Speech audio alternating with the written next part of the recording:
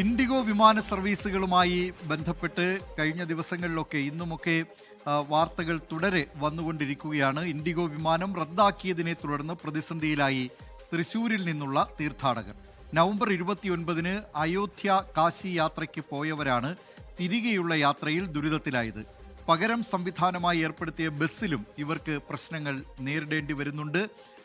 ഇപ്പോൾ ഇതുമായി ബന്ധപ്പെട്ട് തീർത്ഥാടകനായിട്ടുള്ള ദാസൻ 24-നൊപ്പം ചേരുകയാണ്.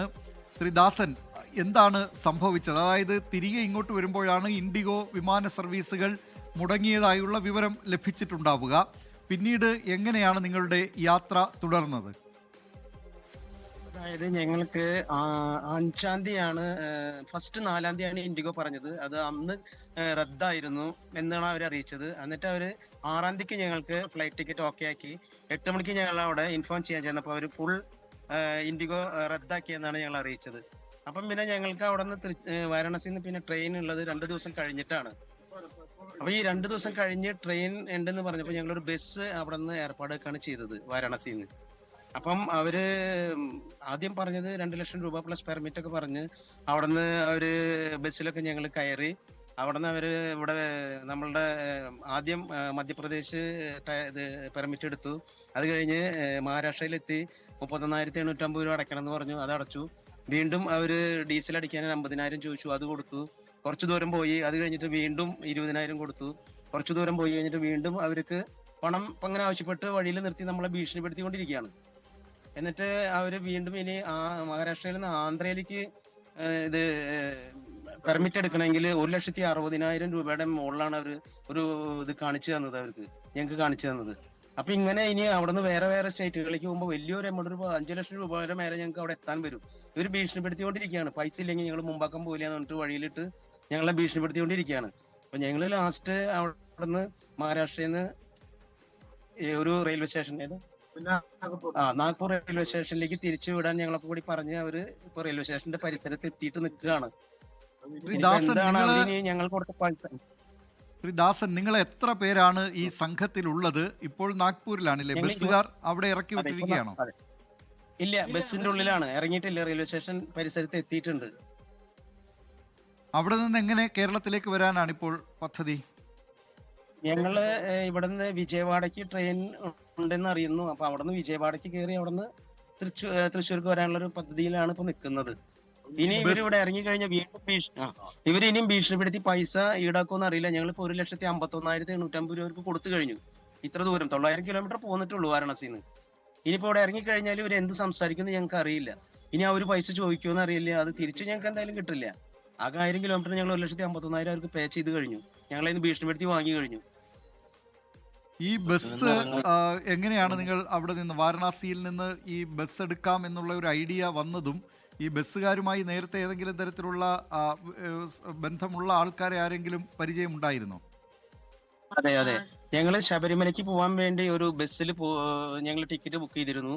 അത് സാരഥി എന്ന ഓണറാണ് നമുക്ക് ഈ ബുക്ക്, ശ്രീജിത്ത് എന്ന് പറഞ്ഞ അദ്ദേഹമാണ് ഞങ്ങൾക്ക് ഈ വണ്ടി അറേഞ്ച്മെന്റ് ചെയ്ത് തന്നത്. ശ്രീജിത്ത്. ഓക്കെ.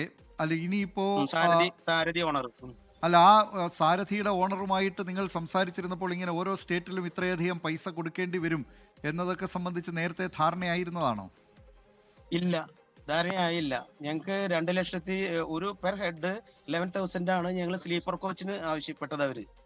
ഞങ്ങൾക്ക് സ്ലീപ്പർ കോച്ച് എന്ന് പറഞ്ഞിട്ട് വന്ന ബസ് പുഷ് ബാക്ക് സീറ്റാണ്, AC ബസ്സാണ് വന്നത്. സ്ലീപ്പർ കോച്ച് വന്നില്ല. അപ്പൊ അവർ 1000 രൂപ അതിൽ കുറച്ച് തന്നു. ഈ 11,000 10,000 പെർ ഹെഡ് ആക്കി. പ്ലസ് വഴിച്ചെലവ്, ടോള് കാര്യങ്ങളൊക്കെ പറഞ്ഞിരുന്നു. അപ്പൊ ടോളും പെർമിറ്റ് എത്രയാവുന്ന അയാൾക്ക് അറിയില്ല. ഇവരും പുതിയ ബസ് ഇതാന്ന് പറയും, ചെട്ടിനാട് എക്സ്പ്രസ് ആണ് ഞങ്ങൾക്ക് തന്നിട്ടുള്ളത്. ഇവർക്കും അറിയില്ല. ഓരോ സ്ഥലത്ത് ചെല്ലുമ്പോൾ അറിയുള്ളൂ ഞങ്ങൾ പുതിയ ടീമാണെന്ന് പറഞ്ഞ് ഞങ്ങളുടെ അടുത്ത് എത്രയാന്ന് അറിയിച്ചില്ല. ആദ്യം സ്റ്റാർട്ടിങ്ങിൽ ഒന്നും പറഞ്ഞില്ല. അവര് 10,000 രൂപ കൊടുത്താൽ മതി എന്നാ പറഞ്ഞു, 2,20,000 പുറമെ. വാരാണസിന്ന് ഞങ്ങൾ ഈ ബസ് ബുക്ക് ചെയ്യുമ്പോൾ ഓൾറെഡി ഈ രഞ്ജിത്ത് എന്ന് പറഞ്ഞ ശ്രീജിത്ത് എന്ന് പറഞ്ഞ ബസ് ഓണർ ആയിട്ടുള്ള അവിടുത്തെ ഒരു ഏജന്റാണോ ബസ്സിന്റെ ഓണറാണോ സാരഥി ബസ്സിന്റെ ഓണറാണെന്നാണ് ഞങ്ങൾക്ക് അറിയാൻ കഴിഞ്ഞത്. അയാളായിട്ട് സംസാരിച്ച് പെർ ഹെഡിന് 10,000 രൂപ വെച്ച് ഞങ്ങൾ ഇതിൽ അഗ്രി ചെയ്തതിന് ശേഷമാണ് ഞങ്ങൾ വണ്ടിയിൽ കയറിയത്. അതിന് എക്സ്ട്രാ ആയിട്ട് ടോള് കൊടുക്കാൻ അവർ പറഞ്ഞിരുന്നു. ടോളിന്റെ പൈസ അറിയില്ല, 10,000 രൂപ വരും. ടോളിന്റെ പൈസയാണ് എക്സ്ട്രാ കൊടുക്കാൻ പറഞ്ഞിരുന്നത്. ഞങ്ങൾ അന്വേഷിച്ചപ്പോൾ കിലോമീറ്ററിന് 40 to 70 ആണ് അപ്പ് ആൻഡ് ഡൗൺ വരുന്നുള്ളൂ, കിലോമീറ്ററിന് ഈ വണ്ടിക്ക് വരുന്നുള്ളൂ. പക്ഷെ ഒരു പകുതി ഏരിയ കഴിഞ്ഞപ്പോൾ മധ്യപ്രദേശിലെ ബോർഡർ പെർമിറ്റ് ഞങ്ങൾ എടുത്തു 16,000 രൂപയ്ക്ക്. അത് കഴിഞ്ഞ് മഹാരാഷ്ട്ര ബോർഡർ എത്തിയപ്പോൾ വീണ്ടും പെർമിറ്റിന് പൈസ വേണമെന്ന് പറഞ്ഞിട്ട് 31,850 രൂപ ഞങ്ങളെ വീണ്ടും ഈടാക്കി. അതിനുശേഷം ഞങ്ങൾ ചായ കുടിക്കാനായിട്ട് നിർത്തിയപ്പോൾ പിന്നെ ആ ബസ് ഞങ്ങളൊരു 4 മണിക്കൂറോളം ഭക്ഷണം തരാണ്ട് അവിടെ ആ ബസ്സിനുള്ളിൽ ഇരുത്തായിരുന്നു. അപ്പൊ ആള് പറഞ്ഞു ഞങ്ങളുടെ ഓണർക്ക് മാലിക്കിന് 1,00,000 രൂപ അയച്ചാലാണ് ഞങ്ങൾ ഇവിടുന്ന് ബസ് എടുക്കുള്ളൂ, ബാക്കിയുള്ള ആന്ധ്ര മറ്റുള്ള സ്റ്റേറ്റിലൊക്കെ പെർമിറ്റുകൾ നിങ്ങൾ എടുക്കണം എന്ന് പറഞ്ഞു. അപ്പോഴാണ് ഞങ്ങൾക്ക് ഇതിന്റെ കള്ളത്തരം മനസ്സിലായത്. നമ്മളവിടെ ചോദിച്ചു, ഇത് all India national permit bus അല്ലേ, അപ്പൊ അതിനുള്ള പെർമിറ്റ് ഉള്ളത് കൊണ്ടാണല്ലോ ഞങ്ങൾ ഈ ബസ് ബുക്ക് ചെയ്തത്.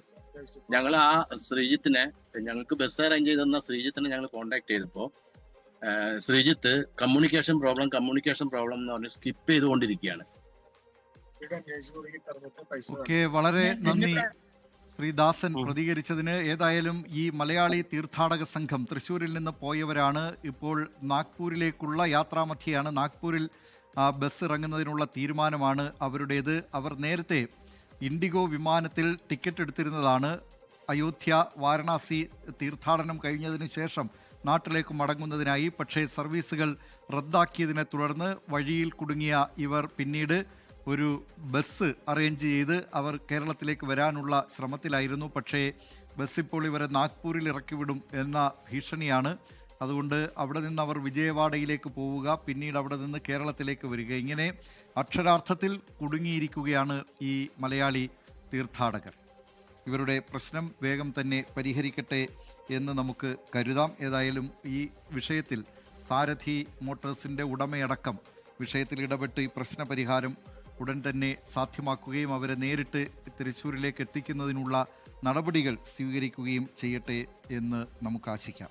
ലോകത്തെവിടെയായാലും ഏത് സമയത്തും 24 വാർത്തകളും ഓഗ്മെന്റഡ് റിയാലിറ്റി പാക്കേജുകളും എക്സ്പ്ലെയിനറുകളും വിശദമായി കാണാൻ ഞങ്ങളുടെ യൂട്യൂബ് ചാനൽ നിങ്ങൾക്ക് സബ്സ്ക്രൈബ് ചെയ്യാം.